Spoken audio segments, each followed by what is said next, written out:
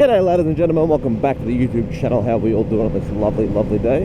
It is one of those kind of days where there's not a single cloud in the sky, and I am all for it. I've been doing some YouTube browsing lately, and I've come up with a new little sort of topic to yarn on about for the next little bit.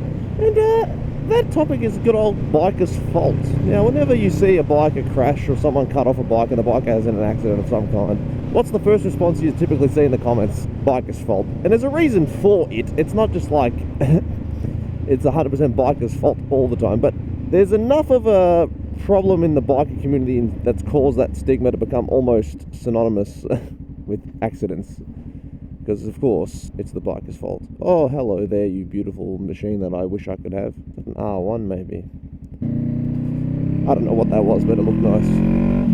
Another rebel! Ah!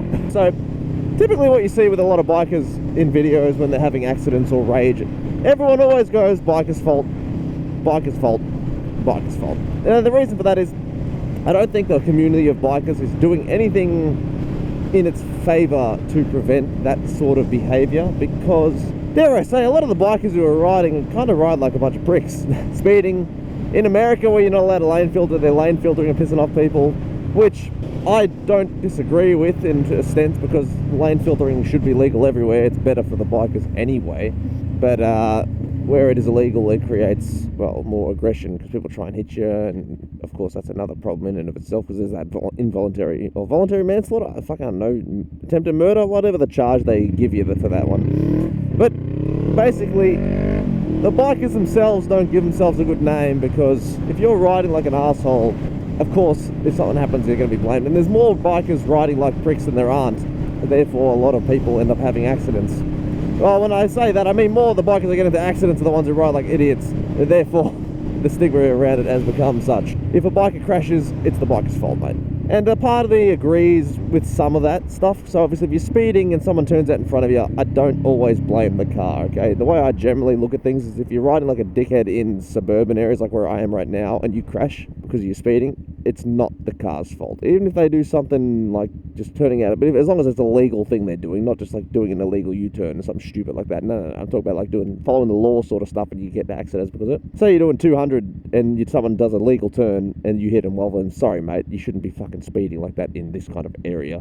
Anyway, but like, if a biker crashes out in the middle of nowhere, at least they made the effort to sort of go somewhere where if you crash, it's just unfortunate, which I feel more like sort of bad for them.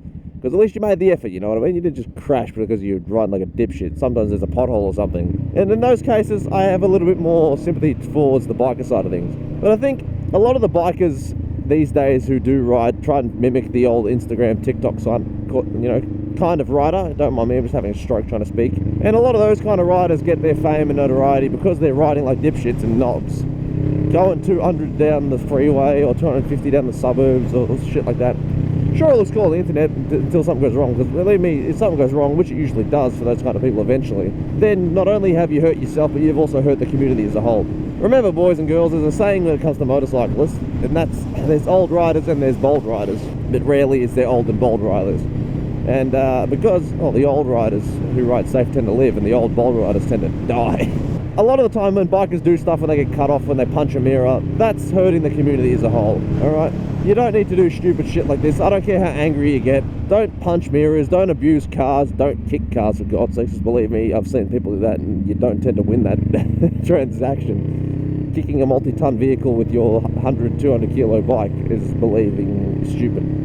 That's the truth. You're never going to win that, basically. When it comes to that, though, it's really unfortunate, because I know some bikers do their best. I don't try and ride like a dipshit. I've obviously pissed off some people before, but I don't go out of my way to piss them off. So obviously when it happens, you sort of go, I tried, alright, I tried. But then there are some riders who actively are an aggressor on the road, and they're pissing people off. They're funneling in and out of cars at Mark Jesus. They're punching mirrors. They're yelling at people. You're the problem when it comes to the biker's fault sort of, you know, issue. Because when you fall off a bike, ain't nobody going to be feeling sorry for you half the time if you're just doing stupid shit and you crash, okay? Especially when you're not wearing any gear and stuff along the likes. It's just, do better, alright? Do better. And unfortunately, the only way you can really prove yourself as a rider that isn't breaking laws and doing stupid shit to prove the bike's fault is if you have your camera all the time. And not every biker wants to ride with a GoPro. Because the unfortunate thing is, especially in Australia, as a motorcyclist with a GoPro, if you get pulled over, the first thing the cop does is ask for your SD card. And if you have any like fraction of sections where you're doing something illegal, they'll use it against you. So it's a little bit of one of those scenarios where it sort of negatively affects you to have the recording than it does to benefit you. Now obviously if you're following the law it's not too bad, but if you just do even a fraction of illegal stuff, those police are going to come after you. And it's a bit of a shame because you know, they're meant to be there to help people, but no, they just want money from you half the time. So unfortunately in that regard, bike's fault. So basically what I'm trying to tell you is, if you're a motorcyclist on the road, try to be extra cautious and careful, because in most cases when you have an accident, you're going to be blamed. Doesn't matter how right you are or how right you think you are or wrong they are. Unless you've got proof, the first instinct is to tell you that you're wrong. And then everybody bothers about caring if you're okay, but only after you've had an accident and you've sat there for a while. But the driver will never admit defeat. And that's an unfortunate reality of motorcycling. So if you can come to grips with that and you're fine with that idea, then you'll be fine riding. But just know that riding is typically all fault and never faultless. Doesn't matter what you're doing. Even if you're sitting at a stoplight and someone rear ends you, somehow it'll be your fault, someone on the internet will say. And basically though, that's really the only case where it's not your fault. And then even then they'll be like, why'd you stop in the middle of the lane when you could have stopped in the middle of the cars? You go, there's just no winning. Because remember guys, accountability is the person who hits you, that's their first fault they'll never have. What in God's name is accountability? Oh, that is a bump on that fucking bridge there. So just do your best, follow the law as best you can. Try not to do too many stupids. But basically what I'm saying is, it's just that, try your best, because you'll always be wrong in the eyes of someone else. And if you post it online, God have mercy, you'll be wrong 100% of the time. But besides that, let's stop this one. Oh, look at that, using that downshifting. I taught you how to do all that heavier braking in an earlier video. But if you couldn't do it, well then you probably shouldn't be riding too much. But if you're a beginner, that's the only time you shouldn't know to a stupid degree. You know what I mean? Because that's just learning riding. But off we go. But ladies and gentlemen, that is all I have time for today.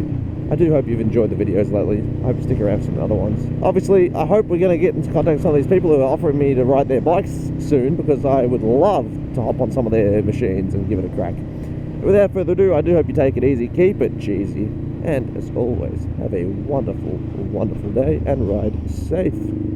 Peace, bye!